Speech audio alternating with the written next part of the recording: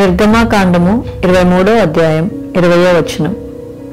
ఇదిగో త్రోవలో నిన్ను కాపాడి నేను సిద్ధపరిచిన చోటుకు నిన్ను రప్పించుటకు ఒక దూతను నీకు ముందుగా పంపుచున్నాను. ఆమెన్. Exodus chapter 23 verse 20.